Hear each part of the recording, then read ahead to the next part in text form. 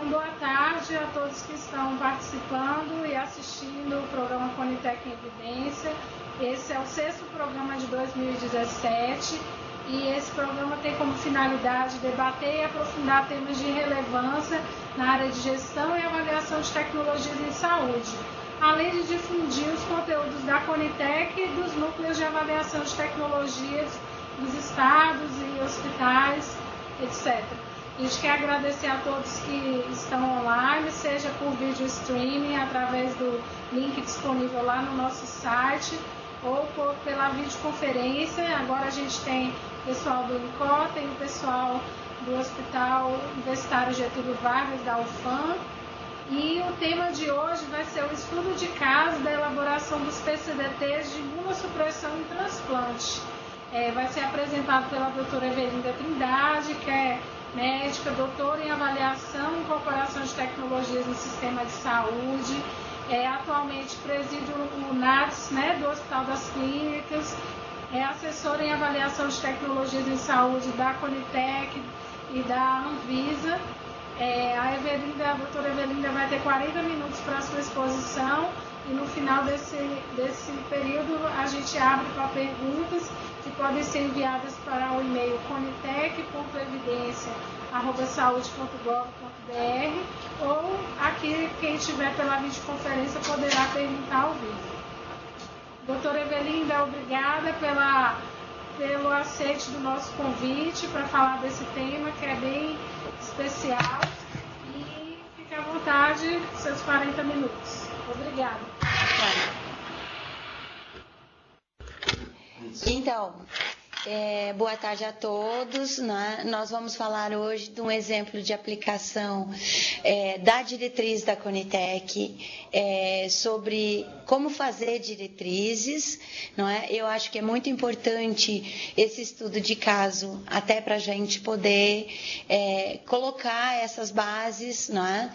De fazer as diretrizes não mais como algo estático, mas sim adaptados à assistência que se faz na realidade, né? Esse era uma lacuna. Há 16 anos isso vinha sendo feito no INCOR e em outras instituições do Brasil, e a gente então fez esse processo participativo, né? Tem ali 4 nomes em cima, mas vocês vejam que bem grande está as equipes clínicas, cirúrgicas e multiprofissionais dos transplantes, porque esse não é um trabalho isolado, esse é um trabalho das equipes, né? Para formalizar, então, no âmbito da Conitec, a utilização que já vinha sendo feita dessas tecnologias.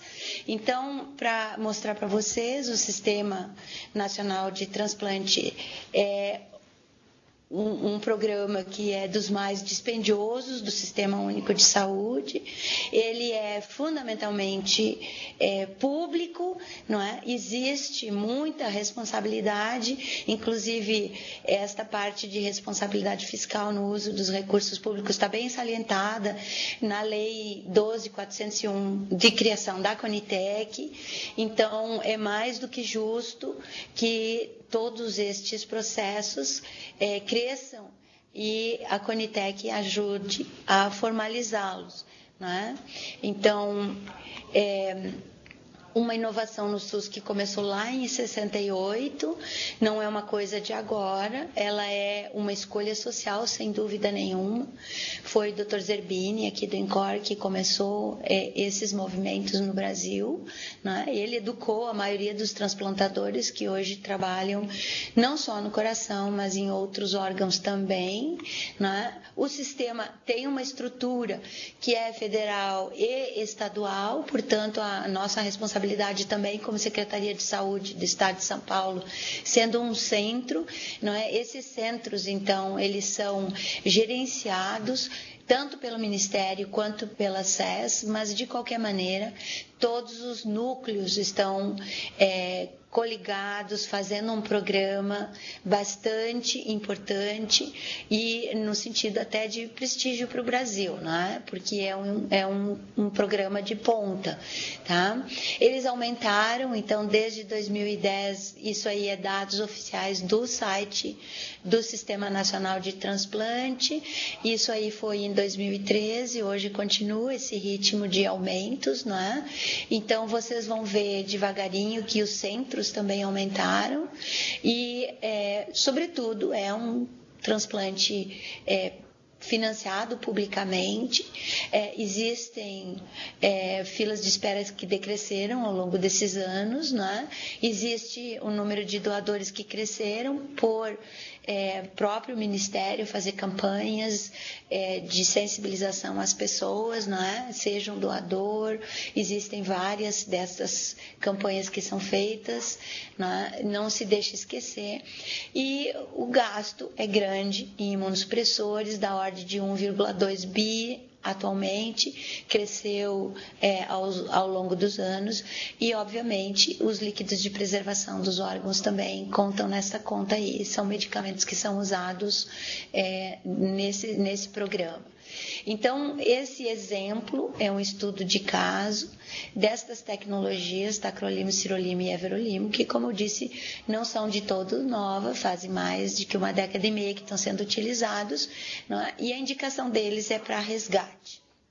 Resgate quer dizer, a pessoa começou com um programa mais simples, menos dispendioso, e depois, então, é necessário desativar um pouco esta rejeição, porque ela não respondeu, né? A pessoa se tornou refratária e esses medicamentos então têm uma importante contribuição na sobrevida destas pessoas.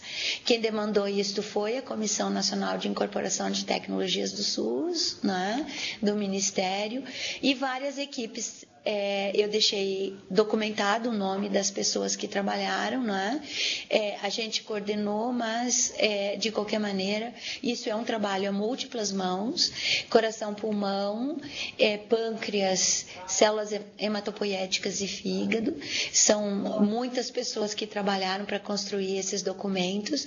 Eles rodaram de maneira importante, né? Então, o método de estruturação é o exemplo que a gente quer dar aqui para vocês, né? Esses livros estão na internet, inclusive esta diretriz de como fazer diretrizes. Eu acho que a Conitec está dando um destaque bastante importante, justamente para que se estruturem mais, não é? Nós já temos mais de 400 protocolos e nós temos muito mais do que 3.000 condições que são tratadas no âmbito do SUS. Portanto, ainda temos uma dívida social de estruturar esses protocolos de maneira significativa e é muito trabalho que tem. Queremos, com esta apresentação, sensibilizar os colegas, né, que do seu interesse na sua disciplina se mobilizem, então, para usar esta diretriz e aplicá-la e produzir, então, para a Conitec novos protocolos. Essas demandas estão sempre abertas, né, e precisa justamente também atualizar. A Conitec tem feito algumas enquetes e precisa atualizar o que já tem e fazer novos, muitos mais, para dar conta do que é assistência, do que é um protocolo operacional para um procedimento, né, e deixar registrado de maneira a poder justamente planejá-lo adequadamente com recursos adequados para o seu financiamento. A estrutura do livro, ela traz este esqueleto, digamos assim, que a gente preenche à medida que a gente vai fazendo o documento. Então, está no site da Conitec, não precisa a gente ler isso aí, mas eu convido vocês a olharem, não é, com cuidado, porque justamente precisa todos os centros de referência participarem, então, destas construções. Não é? No caso deste trabalho que a gente está exemplificando, nós mobilizamos as equipes num primeiro momento. Essa revisão de sistemática de literatura foi dividida em capítulos que as pessoas colaboraram de maneira ativa. Depois a gente foi para dentro dos congressos públicos de especialidade e se fizeram painéis de tipo Delphi. Este painel de tipo Delphi é uma metodologia aceita, muito utilizada internacionalmente para fazer guidelines. Então, é um exemplo disso, dá para fazer, não é? Nesses congressos, então, se fez uma votação pública e quem assinou e votou e estava lá, circulou, então, e foi coautor no sentido de colocar sugestões, correções, completar alguns itens, não é? Então, essas incorporações na fase 6 permitiram, então, na fase 7, fazer a submissão à Conitec, que também os revisou internamente, não é? E foi apresentado, então, em algum momento, no plenário da Conitec. Seguido do plenário da Conitec, existe uma consulta pública formal, que é publicada no Diário Oficial, e depois a gente recebe, então, de um período que varia entre 20 a 90 dias, né? Essas sugestões são incorporadas ou discutidas no documento, né? E uma vez que essa integração é feita, ela volta ao plenário da Conitec para prestar contas, né? O sujeito ofereceu tal e qual sugestão, ela foi considerada, não foi considerada, por quê? E está escrito no documento formalmente, não é? O documento fica de recomendação, então, do parecer da Conitec, ele fica com todas as contribuições, nenhuma é ignorada, todas são discutidas ou integradas e o documento é aprimorado em função destas etapas, não é? Então, assim, no nível daqui da Secretaria do Estado de São Paulo, que houve essa coordenação, a gente fez, então, essas primeiras versões propostas nos 5 PCDTs, né? Foi revisado no nível da Secretaria, vai depois de uma formatação de volta para esses membros que já tinham sido mobilizados, esses pares nos centros transplantadores, então, como prescritores também receberam os documentos, não é? Várias comunicações foram recebidas por e-mail, foram incorporadas nesses drafts e depois esta revisão por pares, então, em congresso público. Isso faz parte da metodologia de painéis Delphi e a gente gostaria muito, não é, de mostrar esse exemplo, justamente porque existe digamos assim, a equiparação com os métodos internacionalmente utilizados e que a gente já teve a oportunidade de participar. Então, o NATS da CCTIS, da SES-SP, nada mais fez do que coordenar, juntar tudo isto, né? E a gente, então, encoraja vocês de fazer. Como resultados, então, rapidamente, a gente terá apenas, então, a face dos livros, essas são as publicações, a própria a apresentação está disponível para quem estiver interessado, não é? A gente sabe que ficou pequenininho porque precisava retratar a página dos livrinhos e a portaria ficou bem pequenininha ali no meio, né? Eu sei que a uma distância de 2 metros eu mesma não consigo ler, mas de qualquer maneira está disponível para vocês e está disponível no site da Conitec, eu coloquei ali, conitec.gov.br, todo mundo pode consultar os documentos em texto pleno, como qualquer agência, não é, de avaliação de tecnologias do mundo, participando na rede internacional. Hoje, a Conitec tem todos os documentos de parecer de maneira transparente, texto pleno, sem custo para ninguém.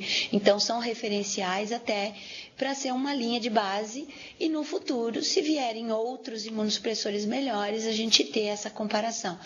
que aconteceu, não é, no tempo que esta tecnologia foi incorporada, e a gente continua, então, em qualquer um deles. Esse aí é o do fígado, não é? É uma coorte em segmento dentro da nossa casa, HCFM USP, mas também ela é nos demais centros e está preconizado, inclusive, nestes documentos, que é pela lei do Sistema Nacional de Transplantes, obrigatório que quem transplantar, não é, acompanhe essas pessoas, atenda ambulatorialmente e as oriente de maneira adequada, inclusive mediante uma ficha farmacoterapêutica que tem que ser preenchida, que consta nesse documento, e cada dispensação desses medicamentos é aplicada essa ficha, então, e previamente as pessoas relatam se tiveram eventos adversos, se estão tendo alguma coisa.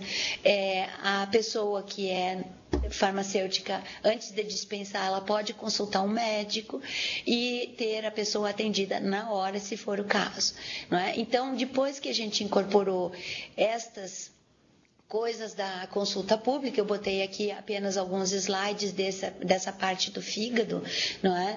Porque eram 30% dos casos que podiam ter alguma insuficiência renal pós-transplante, e isso é uma consequência, é um evento adverso do próprio imunossupressor, tanto a ciclosporina, e coloque-se um ênfase, né? O tacrolimo é um inibidor de calcineurina também, ele também provoca isso, e além disso ele provoca também aparecimento de diabetes. Então, assim, as pessoas podem ter eventos adversos, e isso pode, então, ser uma utilização temporária. Várias pessoas colaboraram, então, para essa consulta pública. Isso aqui está documentado apenas porque é uma das possibilidades que foi sugerida, né, de fazer. E o que é que as pessoas queriam, e aí é uma colaboração da própria indústria, vejam o desenvolvimento, não é, que todos os interessados participaram da consulta, e eles queriam sugerir que, em vez da gente usar o remédio tacrolimo, então de 2 doses por dia, que a gente passasse a usar de 1 dose, que é uma apresentação farmacêutica nova. Então, assim, é interessante de mostrar que estas coisas foram pouco estudadas na literatura, não é? São 3 anos apenas de dados, não é? Está sublinhado em vermelho ali. É um estudo que está em curso, e a Conitec encontrou que era mais seguro, né? Uma vez que esse estudo tenha um segmento um pouquinho mais longo e esteja publicado na sua integridade, que a gente volte a fazer, então, uma busca e faça uma proposta, não é, de atualização desse PCDT na ocasião em que houver esta evidência. Pelo momento, então, não foi, mas, de qualquer maneira, boa ou muito boa foi a avaliação de todas as pessoas que contribuiu para essa consulta pública, né? Eu deixei aqui registrado a análise de custo-efetividade, essa é uma das análises, eu vou botar um pedacinho mais em cada uma delas para mostrar para vocês, né? Então, esta tecnologia, ela tem um ganho quando associada, então o everolimo associado ao tacrolimo, ela tem um ganho de 2% de benefício, então para as pessoas que estavam tendo insuficiência renal, além de custar um pouco menos cara, porque como tem menos destas agravamentos de insuficiência renal, aí o custo baixa um pouquinho. Então, no contexto do transplante de fígado, esta estratégia de adoção do uso de antineoplásicos como o everolimo e o sirolimo, ela permite de baixar a dose, dos inibidores de calcineurina, seja ciclosporina, seja tacrolimo, e isso economiza custos e economiza reações, economiza agravamento desses pacientes. Com respeito ao pâncreas, também é o mesmo tipo de análises, né? Aqui eu vou fazer um pouquinho análise de gastos na prática, só para mostrar para vocês que não são todos os pacientes que se complicam, existem de 10 a 20% dos pacientes, e eles são refratários às estratégias já adotadas no nível do SUS. Então, a gente fez um cálculo de um kit para fazer um microcusteio, não é, das coisas que os pacientes utilizavam, e desta forma, com o número de pacientes que complicou ao longo desses anos, a gente tinha estas probabilidades, não só da mortalidade, mas também das complicações ao longo do tempo. Então, 68 pacientes prevalentes, 10 a 20% pode, né? E a gente verificou que os recursos assistenciais para o segmento não diferiam, apenas o que diferia era o gasto incremental dos medicamentos e as dosagens, porque tanto os antineoplásicos como o everolimo e o sirolimo precisam, né, de fazer uma dosagem, como o tacrolimo também, e é um pouquinho mais intenso até ajustar a nova dose, né, do que as dosagens que já se fazem com a ciclosporina na rotina.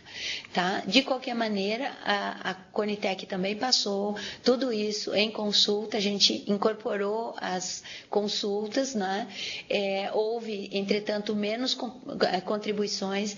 Essa consulta, infelizmente, coincidiu com a parte do Natal e Ano Novo, né? Todo mundo de férias, e a gente teve um problema.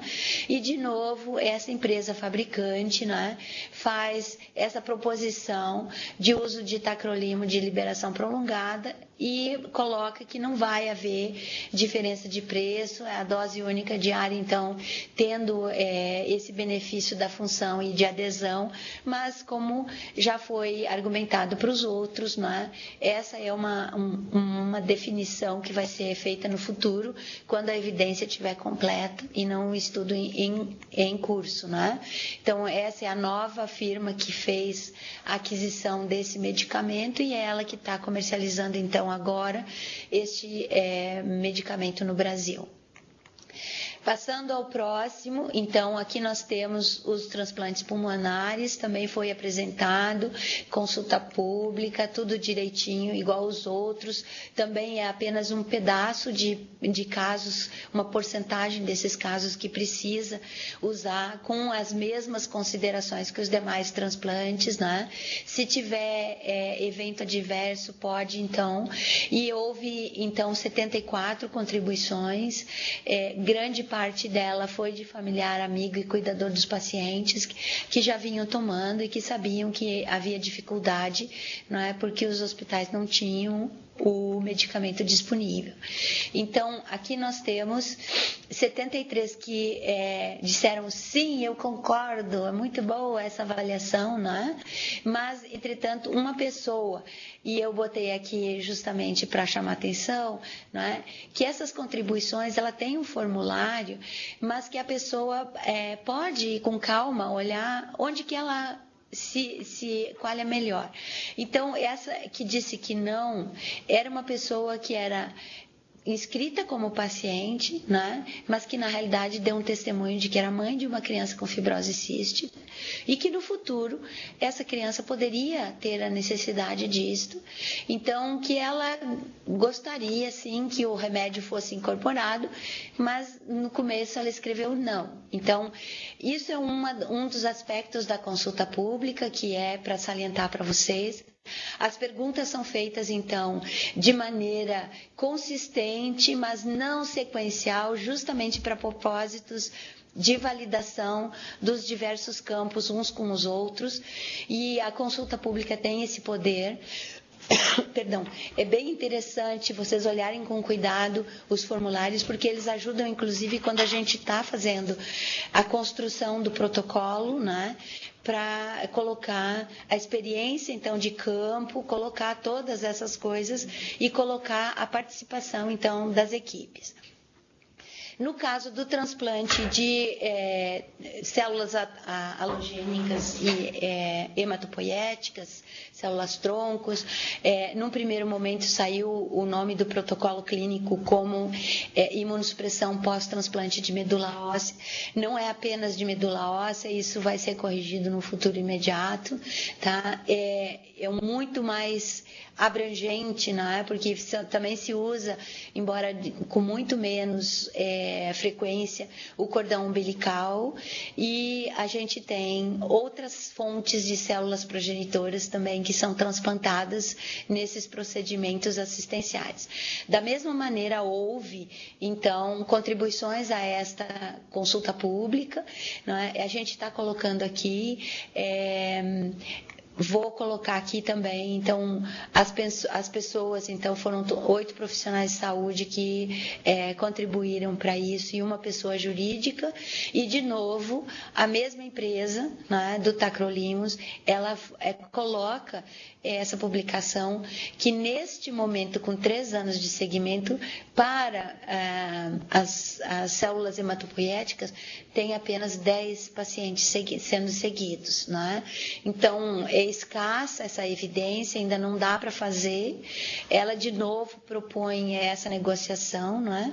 E, por último, mas não menor, eu quero colocar para vocês esse exemplo, então, de construção do protocolo de transplante de coração, não é? Esse transplante de coração vem sendo acompanhado por toda a equipe, óbvio, não é? Mas eu pessoalmente estou envolvida também desde 2003, então agora a gente tem vários anos de segmento e eles foram colocados aí de maneira transparente. Então, como um exemplo para a montagem desses protocolos, eu quero apenas colocar que a gente fez síntese dessas evidências, não é? Outras equipes participaram dessas tabelas de evidências, foram calculadas as diferenças tanto para mortalidade quanto para demais eventos de rejeição, não é? Quando isolados, eles conseguem reduzir esses episódios de rejeição, mas não conseguem influenciar na mortalidade lá no fim da vida, né? E eu vou mostrar para vocês, então, como que isso aconteceu no nosso meio. Essas sínteses foram feitas pelos grupos, como a gente já descreveu, não é? Então, a respeito das crianças sendo seguidas aqui nesta casa, não é? Nós temos aí mais de 10 anos de seguimento, e a linha vermelha é a linha da ciclosporina. Então, hoje, o tratamento que está sendo outorgado é a ciclosporina, e as crianças que foram convertidas, então, ao sirolimus no tracejado, ao preto íntegro no tacrolimus, tem uma sobrevida significativamente maior, não é? Essa grande diferença é durante o primeiro ano, mas a gente botou um gráfico mais genérico só para mostrar para vocês. Então, esse das crianças e esse dos adultos. Vejam que nos adultos a vantagem nos anos subsequentes aos 2 primeiros anos ela é mitigada, digamos assim. As pessoas tiveram os eventos, sobreviveram, não é? Mas depois elas continuam tendo algum probleminha de saúde, e isso está refletido nas curvas, sendo que aqui usou-se também o everolimo nesses casos de insuficiência renal. Para baixar a dose dos inibidores de calcineurina, seja a ciclosporina, seja o tacrolimus, tá? Então, os casos estão classificados pelo último itinerário diagnóstico e terapêutico que foi colocado, não é, para esses pacientes, e aí estão ao longo do tempo, e quem tiver interesse, no próprio documento tem inclusive o número das pessoas, não é, em cada etapa, como tem nestes gráficos que ficaram microscópicos, mas é o jeito de mostrar para vocês que os adultos e as crianças foram seguidos ao longo do tempo. Cada espaço de tempo tem os seus próprios números e tem os valores em custos médios, medianos e intervalo de confiança e o intervalo de mínimo e máximo. Tá? Rapidamente, então, eu acho que ela já está fazendo sinal lá que a gente está no fim do tempo.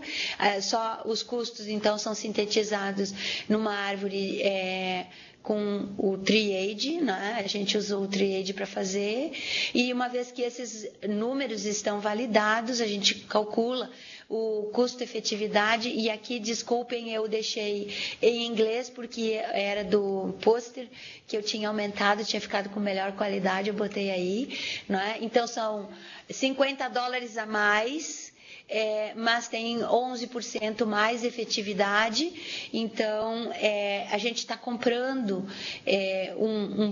com um pequeno custo, mais de 11% de efeito, e aí a gente roda isso num modelo de Markov, que é a mesma árvore, mas agora é transformada, não mais com nódulos terminais, mas recursividade entre os braços, não é? Com os valores em cada braço sendo derivados da própria árvore. Está documentado nos documentos lá, vocês podem olhar.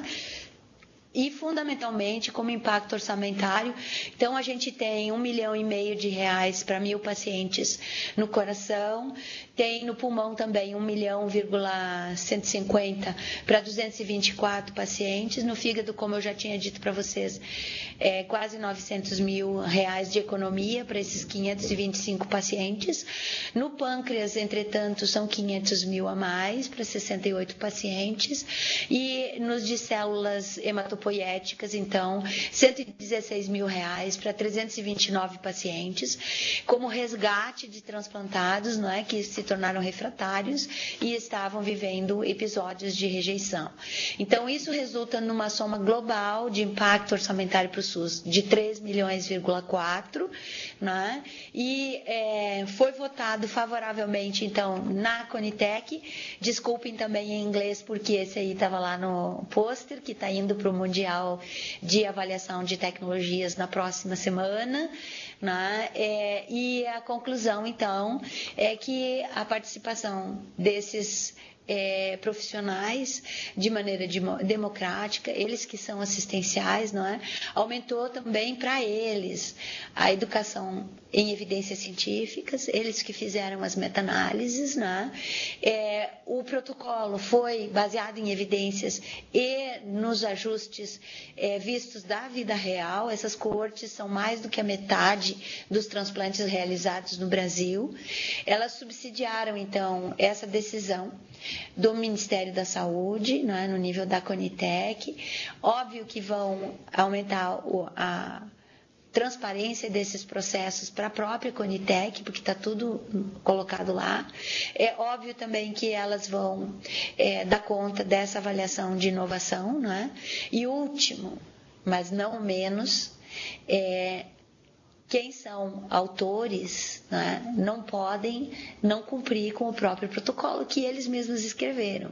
Então, isto garante a adesão dos profissionais de saúde. É uma estratégia utilizada internacionalmente e pela primeira vez está sendo utilizada no Brasil. Eu acho que a diretriz da Conitec é um grande desenvolvimento. Nós vamos ter que aumentar essa disseminação e, como eu disse a todos, não é apenas um exemplo de aplicação. A gente gostaria que todos os colegas colaborassem fazendo outros desenvolvimentos dos muitos protocolos que ainda nos faltam fazer, além de atualizar os que existem, que não são suficientes para os processos assistenciais que temos no SUS.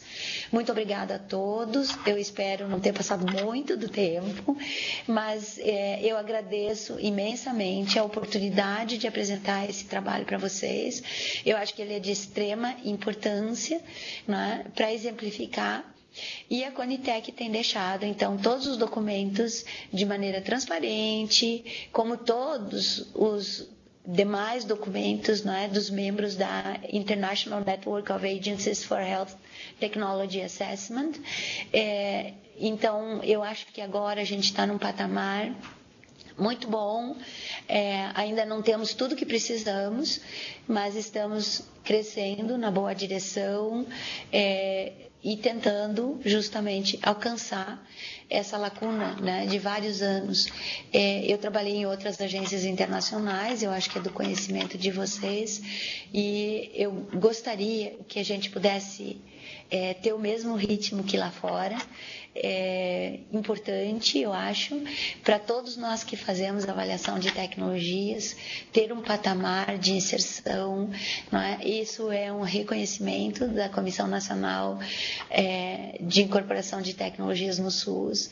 A Conitec tem desempenhado este valor para o Brasil, não é? Que é ter um processo claro, explícito, protocolar, com tempos e respostas a todos, e a gente espera que os demais colegas também vão continuar a produzir e contribuir, né? Que a gente ainda tem muita coisa para andar, mas eu estou contente da gente ter conseguido fazer esse exemplo aqui também.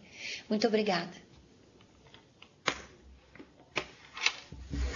Obrigada, Evelinda. Foi ótima a sua apresentação, super dentro do tempo, a gente vai ter bastante tempo para discutir.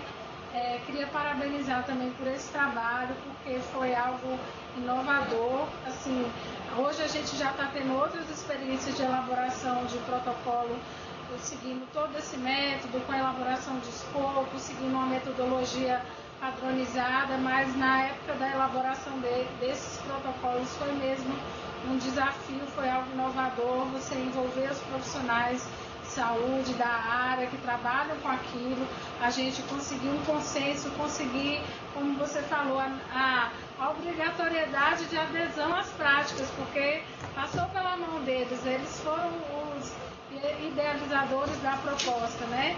E assim, uma proposta baseada em evidência, uma proposta que a gente pôde validar na Conitec, pôde divulgar em consulta pública, para quem quisesse ver aquele trabalho, como ele foi desenvolvido, né?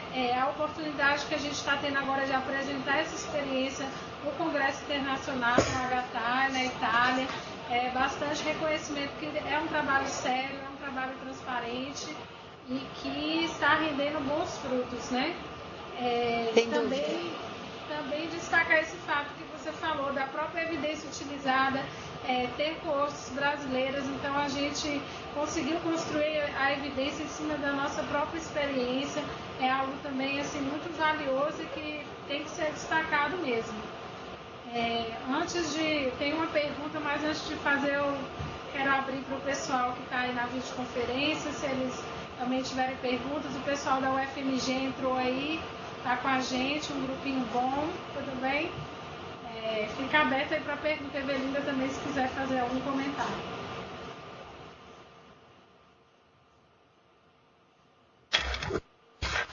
Como ninguém está perguntando, eu vou continuar falando. Eu estou meio agripada, mas uma das coisas que eu achei assim, de máxima importância durante esse trabalho, não é? Foi muito gratificante. A gente, no nível da Secretaria de Saúde, teve vários colegas envolvidos, não é? Não foi um trabalho solo. E o fato de estar construindo algo entre muitas mãos, muitas coisas, trouxe inclusive amizades, conhecimentos de outros profissionais, foi realmente muito gratificante. Então, esse trabalho é um trabalho árduo. A gente revisou literatura, foi para discussão, depois voltou e trouxe integrar essas sugestões, não é? Que cada um tem uma ideia, diz, não, devia ser mais assim, não, devia ser mais assim. Então, essa discussão toda, ela é muito profícua. Há ajustes que foram feitos, que foram também concessões. Né?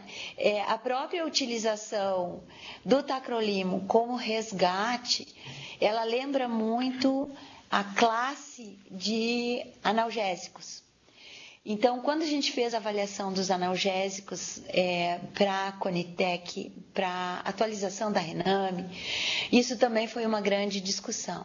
Para que você quer uns quantos da mesma classe, não é? Se já tem um, para que quer mais? E fica bem claro, nos antidepressivos, no antihipertensivo, fica muito claro nos analgésicos, né, que existe alguma coisa que a gente não conhece ainda, que é o liga e desliga de alguma reação interna do organismo, né? E a gente mostrou para vocês ali o Kaplan-Meier, que é as análises de sobrevida dos pacientes ao longo do período, né? E como que fazendo essa conversão para um outro um imunossupressor, né? Como que isso desliga esse episódio refratário, e muitas vezes o que está transparente no documento, mas que não dava para colocar aqui, tá? São, na realidade, 25 itinerários terapêuticos que foram utilizados. Não é? A gente mostrou só 4 para vocês, um de cada remédio, que era o que estava lá no final da linha, era o que tinha resultado.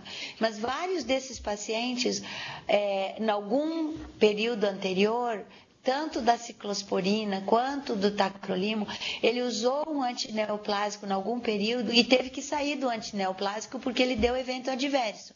Mas isso permitiu esse paciente de resgatar, de sair do episódio. Então, são usos eventuais, usos intermitentes, talvez seria melhor, mais apropriado de colocar, né? E que com a ficha farmacêutica a gente pôde documentar. Então, o próprio documento tem esses instrumentos. E esta ficha farmacoterapêutica, a guia ao paciente que está no documento, tudo isso são contribuições substantivas e todos se comprometeram a fazer. Então, eu acho que para a implementação de fato efetiva dessa lei do próprio Sistema Nacional de Transplantes, que já vinha há muito tempo sido publicado, né? E que dizia todo mundo tem que seguir os seus pacientes e documentar. E como que documenta, não tinha exatamente um padrão. E no documento ficou registrada essa ficha farmacoterapêutica e os critérios de acompanhamento dos pacientes. Portanto, agora todo mundo vai documentar do mesmo jeito, estamos rezando para isso e vamos acompanhar as equipes ao longo do tempo.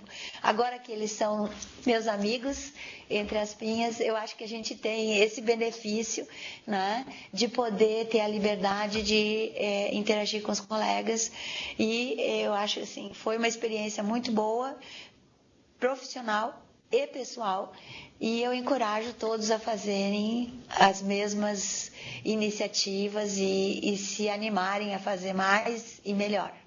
Obrigada. A minha pergunta tem um pouco a ver com o que você falou já. Que quais seriam os desafios que você percebeu, o maior desafio na elaboração desses protocolos, e também sobre a implementação. Quais seriam os desafios para a implementação, não talvez nos grandes centros, onde a prática em alguns casos já estava consolidada, mas em centros menores que ainda tem um número menor de pacientes ou não tem toda a infraestrutura de um centro de excelência. Você pode comentar? Então, posso sim. Com respeito, por exemplo, a um grupo pequeno, que faz poucos transplantes, que está em Maceió. Tá? É um grupo de transplantes pediátricos. Eles são com um volume menor, não é? Do que os demais centros, eles participaram, mas o que eu posso dizer para vocês é que eles têm toda a equipe, e aquilo ali é como filhos. Então, assim, o INCOR DF, por exemplo, é outro centro que está com um pequeno volume. Um dos nossos transplantadores esteve lá, foi quem desenvolveu o programa lá, e também é a mesma estrutura de afiliação, digamos assim. O fato de ter muitos pacientes precisa ter muitos profissionais. E nem todos os profissionais atendem da mesma forma, embora a gente tenha uma liga de transplantes, e isso é uma discussão semanal de quem está vivendo o quê, como está se desenvolvendo, não é? Então, mas é um volume grande. Às vezes tem um que precisa mais atenção e o outro que está bem, ele pode ficar menos bem atendido.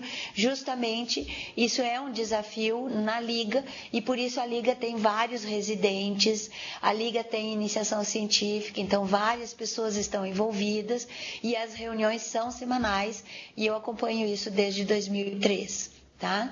Para o transplante cardíaco e o transplante pulmonar.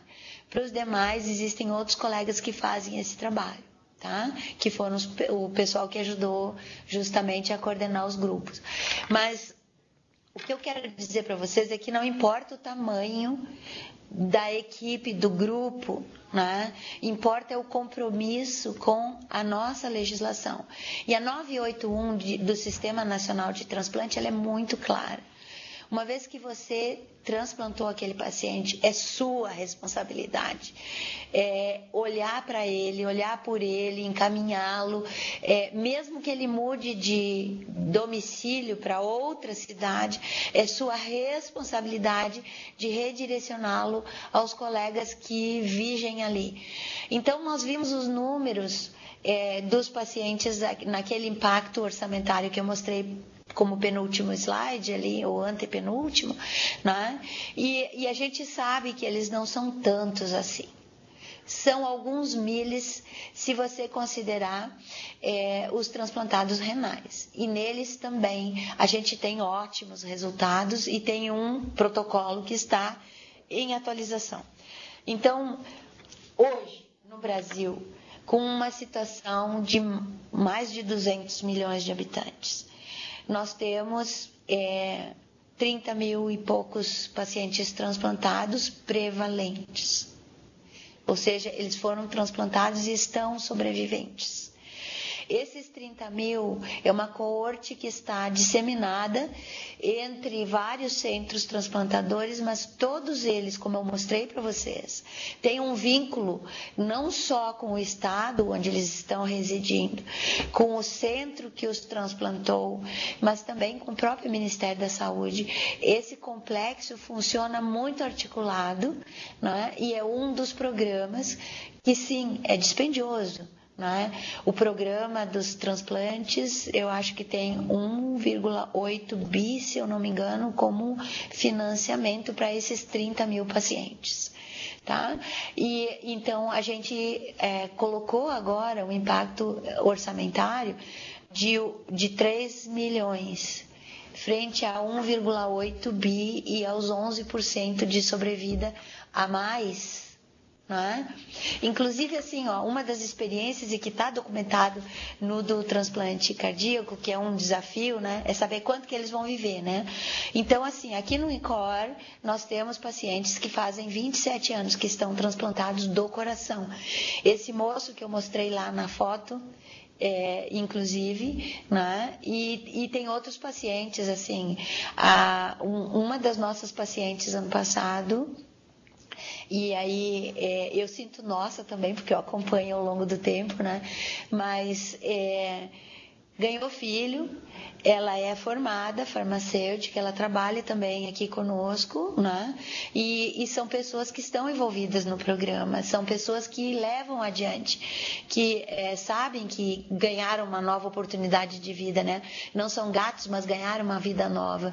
Então, justamente eu acho que o desafio maior é continuar esse envolvimento, tanto das pessoas, embora tenha um número grande ou pequeno, quanto dos próprios profissionais, de olhar a responsabilidade que significa esse enorme gasto de saúde nesses transplantados e como que isso traz qualidade de vida, isso traz uma vida quase normal. A maioria dos transplantados renais vive teoricamente normal, né? A gente tem poucos casos que têm um problema qualquer, e como vocês viram aí nas proporções que a gente colocou para vocês, não é todas as pessoas que são transplantadas que têm complicações, e os demais que não têm complicações, eles seguem uma vida quase normal. E só tem que tomar o remédio todo santo dia, aí não tem escolha. O nosso desafio é a adesão ao remédio nos adolescentes, é a documentação completa dessas fichas terapêuticas, a abrangência quando tem um grande número de pacientes e não quando tem um pequeno número de pacientes, porque as equipes são capazes, elas estão planejadas para isso e tem agora um desenvolvimento recente no Instituto Nacional de Cardiologia também. Pessoas daqui do INCOR foram para lá e acho que vai rolar um programa também que, óbvio, vai começar pequeno e depois pode ficar maior. Mas sim, a gente tem ainda fila de espera e quando tem órgãos, não todos os critérios de compatibilidade precisam estar 100%. Então, o desafio é usar melhor esses órgãos que são doados. A gente tem uma lacuna bem importante nesse aspecto. No Canadá a gente usa quase 3 vezes mais do que aqui, não é? Esses órgãos que são doados, e aí é uma questão de equipe de transporte, rapidez na chegada, organização dessa logística, todos esses são desafios que estão postos não apenas por esse protocolo, por absolutamente todo o Sistema Nacional de Transplantes. E eu acho que as pessoas que estão nos grupos, elas estão muito familiarizadas com esses desafios e óbvio que a gente tem que superar, mas também é um pouquinho de cada um de nós ajudando a fazer isso. E como essas pessoas são dedicadas, seja pequeno, seja grande, os grupos, certamente eles são capazes e podem ter uma abrangência e um acompanhamento desses pacientes de maneira muito, muito fina, muito próxima ao paciente e uma produção, inclusive, de conhecimento para o Brasil. O Brasil está como o 2º maior transplantador do mundo. Essa é a coorte maior de transplantados depois dos Estados Unidos e segundo ou terceiro da Espanha, eu acho. Agora ficou na dúvida, não me lembro mais do número. Tá bom, gente? Doutora, obrigada. Eu queria saber se alguém queria fazer mais alguma pergunta. Fiquem à vontade. A gente hoje está tendo 138 acessos pelo streaming, né, que é pelo link da internet. Então, muitos não entram por aqui porque também tem essa facilidade de assistir do seu computador, do seu smartphone, mas a gente sabe que estão sempre ligados aí na nossa videoconferência. Se vocês não tiverem mais perguntas e a Evelina quiser fazer alguma consideração final, a gente já está no tempo de encerrar. Pode fazer, Belinda, por favor. Boa tarde. Eu queria parabenizar a doutora Eveline pela apresentação, assim, pelo estudo, né, para a elaboração dessa diretriz, que parece que foi muito bem feito. Mas, assim, eu não tenho muito conhecimento em relação à elaboração de diretriz. Para falar a verdade, eu nunca tinha lido o manual, não li ainda o manual da Conitec. E aí a minha dúvida é se a questão da produção ser ou não obrigatório, a questão da elaboração de protocolo clínico e diretriz terapêutica está em núcleos de avaliação de tecnologias em saúde que estão em centros de referência ou em hospitais, escolas, como no Hospital Alemão, entre outros. Eu gostaria de comentar justamente a esse respeito. Vocês da UFMG têm um privilégio, vocês têm um Hospital das Clínicas aí, e tem pessoas que trabalharam conosco no nível do Ministério da Saúde, como o Dr. Antônio Ribeiro e outros colegas, né, Dr. Augusto Guerra, Dr. Acúrcio, né? São vários os colegas dentre vocês, inclusive o pessoal da Economia de Saúde também, tem muita gente aí na UFMG. Então, a farmácia tem que se juntar com o resto do povo, né? E sim, centros de referência onde essas pessoas fazem assistência. E vocês estão aí do lado de vários centros de referência. No Hospital das Clínicas, tem o Hospital Sentinelas também, do lado de vocês. Então, assim, Belo Horizonte é um centro formador e é um centro de produção de conhecimento. Vocês tem equipes aí muito mais do que preparadas para ajudar nessa construção, e eu acho que é um dever da gente. Não se esqueçam nunca que nós temos apenas 20% da população brasileira que teve a sorte, a chance de aceder à educação secundária e universitária e se desenvolver como profissional liberal. Então, nós temos, sim, uma grande dívida com essa sociedade. Eu falei durante essa apresentação de 3.000 procedimentos assistenciais que estão na tabela do SUS. E de 400 protocolos e poucos que a gente tem agora. Então, assim, nós temos sim uma grande dúvida, uma grande dívida e uma produção muito aquém do desejado. Ninguém em nenhum hospital, nem que não seja não de referência, mas sobretudo nos de centro de referência, a gente não poderia fazer nenhum procedimento assistencial sem ter um protocolo operacional padrão. E o que é uma diretriz? É um protocolo operacional padrão com uma avaliação mais extensa da literatura, uma avaliação econômica e depois a multiplicação desta avaliação econômica pelo número de candidatos que eventualmente serão beneficiados com essa tecnologia. Então, você tem uma estrutura dividida em 3, né? E eu tenho enfatizado, a gente tem vários alunos em curso aqui, não é?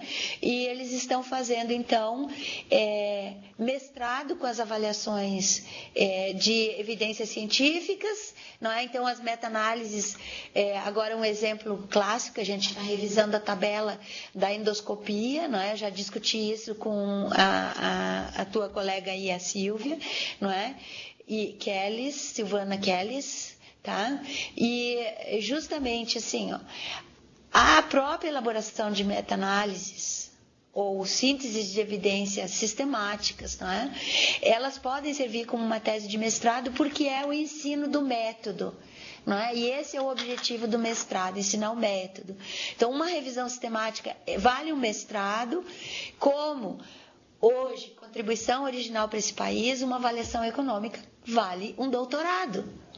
E ao mesmo tempo que você está avançando a tua disciplina, está avançando os conhecimentos, você está estruturando um protocolo ou um parecer técnico-científico para a Conitec, e você vai ter, então, 3 produtos, não é? A publicação deste mestrado, a publicação deste doutorado e mais o desenvolvimento de uma política pública na Conitec. Vocês não acham que a gente está ganhando em todas as dimensões? Então, é muito interessante, é muito importante a gente se envolver nesses processos, não é?